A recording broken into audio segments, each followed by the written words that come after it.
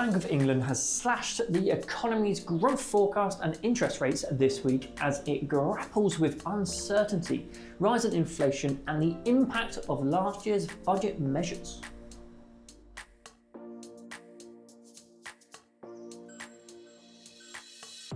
My name is Jack Rivas and welcome to this week's episode of Tax Tidbits, where the Bank of England's growth forecast has been cut from 1.5% to 0.75%. Interest rates have also been dropped to 4.5%, the lowest rate in 18 months.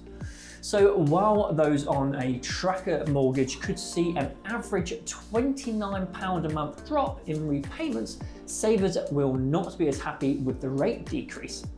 And even though growth is predicted to pick up a bit after this year, it seems like the economic road ahead is more like a slow stroll rather than a sprint. Trump has made further headlines this week after introducing new steel and aluminium tariffs that will hit imports with a 25% tax starting on the 12th of March. The UK has confirmed that they won't be introducing any tit-for-tat tariffs as yet and are instead taking a cool and clear-headed approach, as only 10% of our steel exports are sent to the US.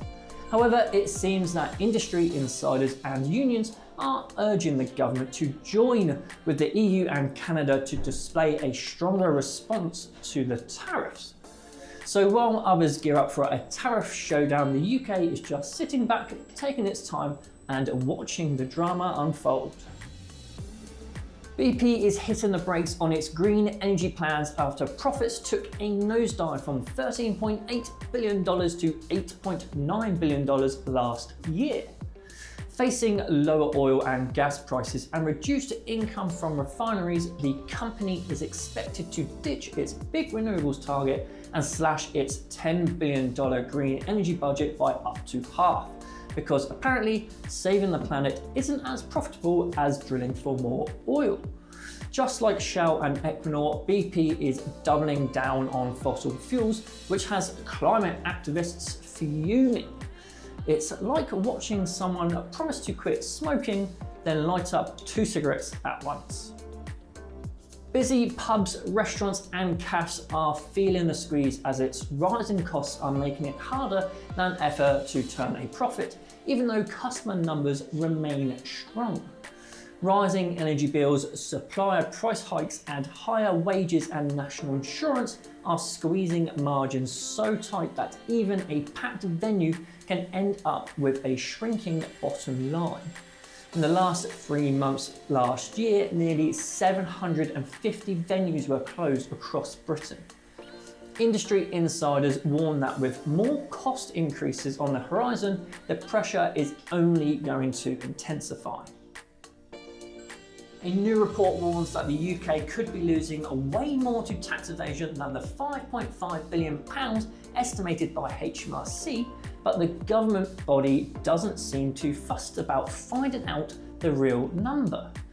Most of the dodging comes from small businesses, and despite new laws helping claw back some lost revenue, the system is still full of loopholes. The Public Accounts Committee is calling for a proper strategy to tackle fraud, tighter company registration rules, and more prosecutions for tax dodgers.